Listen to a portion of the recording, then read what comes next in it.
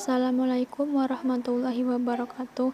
Kami dari kelompok 6, Dea Sulistina dan Dinda Francisky. Prinsip penilaian pembelajaran IPS di SD. A. Pengertian, lingkup, fungsi, dan tujuan penilaian pembelajaran IPS SD. Pengertian penilaian pembelajaran IPS SD. Penilaian adalah proses memberikan nilai kepada objek tertentu berdasarkan kriteria tertentu. Proses pemberian nilai tersebut berlangsung dalam bentuk interpretasi yang diakhiri dengan judgement. Interpretasi dan judgement merupakan tema pembelajaran IPS SD yang merupakan suatu perbandingan antara kriteria dan kenyataan dalam konteks situasi tertentu. Atas dasar itu, maka kegiatan penilaian pembelajaran IPS SD selalu ada objek atau program, ada kriteria dan interpretasi. Penilaian pembelajaran IPS hasil belajar adalah proses pemberian nilai terhadap hasil-hasil belajar yang telah dicapai siswa dengan kriteria tertentu.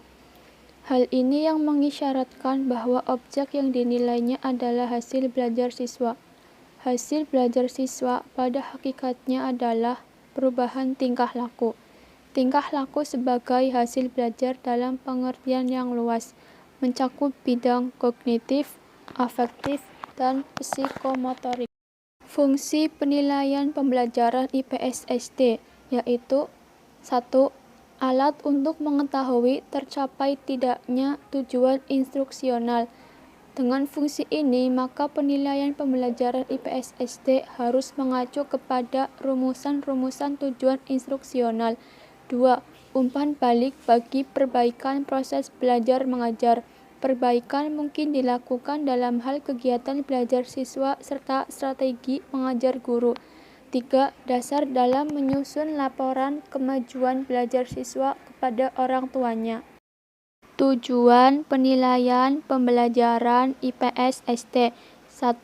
Mengetahui keberhasilan proses pendidikan dan pengajaran di sekolah, yaitu seberapa keefektifannya dalam mengubah tingkah laku siswa ke arah tujuan pendidikan yang diharapkan.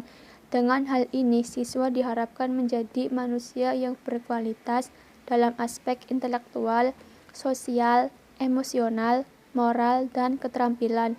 2. Melakukan perbaikan dan penyempurnaan dalam hal program pendidikan dan pengajaran serta strategi pelaksanaannya. 3. Mendeskripsikan kecakapan belajar siswa sehingga dapat diketahui kelebihan dan kekurangannya dalam berbagai bidang studi. B. Jenis, teknik, dan pelaksanaan penilaian pembelajaran IPS SD. Ada beberapa macam jenis teknik penilaian pembelajaran IPS SD.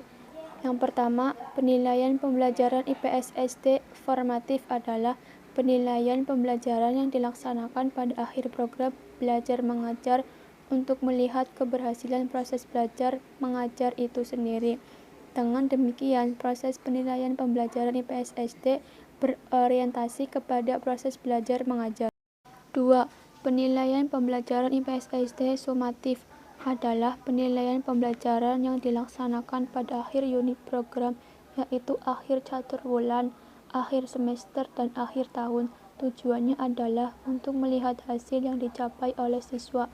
3. Penilaian pembelajaran IPS SD diagnostik adalah penilaian pembelajaran yang bertujuan untuk melihat kelemahan-kelemahan siswa serta penyebabnya. Penilaian pembelajaran ini dilaksanakan untuk keperluan pengajaran remedial atau remedial teaching, bimbingan belajar. Soal-soal tentunya disusun agar dapat ditemukan jenis kesulitan belajar yang dihadapi oleh siswa. 4. Penilaian pembelajaran IPS SD selektif adalah penilaian pembelajaran yang bertujuan untuk kepentingan seleksi, misalnya ujian saringan masuk ke lembaga tertentu. 5. Penilaian pembelajaran IPS SD penempatan adalah penilaian yang ditujukan untuk kepentingan persyaratan yang diperlukan bagi suatu program belajar dan penguasaan materi. Penilaian pembelajaran ini berorientasi pada kesiapan siswa untuk menghadapi kecocokan belajar dengan kemampuan siswa. Dari segi alatnya, penilaian pembelajaran IPS SD, hasil belajar dapat dibedakan menjadi tes dan bukan tes. Tes ini ada yang diberikan secara lisan dan tulisan. Selanjutnya yaitu teknik penilaian pembelajaran IPS SD dibagi menjadi dua, yaitu tes dan non-tes. Yang pertama tes. Tes yang dikenal sebagai assignment test. Tes hasil belajar dapat dibedakan menjadi tes terstandar atau tes yang dibuat oleh para guru yang terdiri dari tes lisan dan tes tulisan. Tes lisan dapat berupa tes esai dan tes objektif.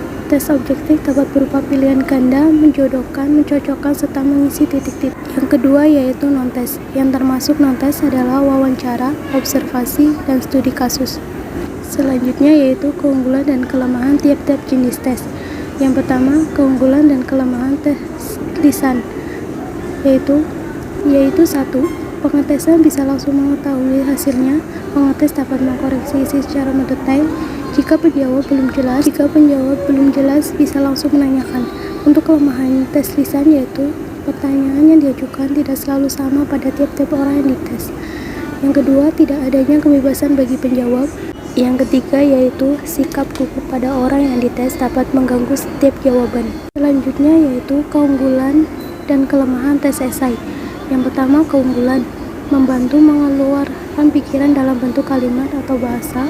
Penjawab mempunyai kebebasan sesuai isi hati dan pemikirannya. Bagi guru, menyusun tes tersebut sangatlah mudah.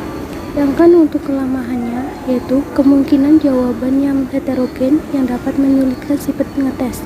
Baik buruknya tulisan dapat mempengaruhi nilai yang diperoleh. Kemudian selanjutnya yaitu keunggulan dan kelemahan tes objektif. Keunggulan tes objektif yaitu dapat dinilai sesuai dengan objektif. Si penjawab bebas untuk mengeluarkan pendapatnya.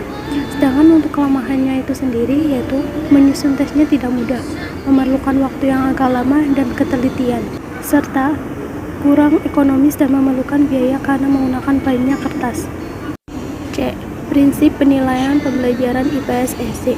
Mengingat pentingnya penilaian pembelajaran IPS SD menentukan kualitas pendidikan, upaya merencanakan dan melaksanakan pembelajaran IPS hendaknya memperhatikan beberapa langkah yang dapat dijadikan sebagai pegangan dalam melaksanakan penilaian pembelajaran IPS SD hasil belajar, yaitu 1. Mempertegas tujuan-tujuan belajar. 2. Mengkaji kembali materi pembelajaran berdasarkan kurikulum dan silabus mata pelajaran. Yang ketiga, menyusun alat-alat pembelajaran baik dengan tes maupun non-tes yang sesuai dengan kegiatan pembelajaran. Kemudian yang terakhir yaitu menggunakan hasil-hasil penilaian pembelajaran sesuai dengan tujuan penilaian pembelajaran tersebut. Demikian penyampaian materi dari kelompok kami. Kurang lebihnya mohon maaf. Terima kasih. Wassalamualaikum warahmatullahi wabarakatuh.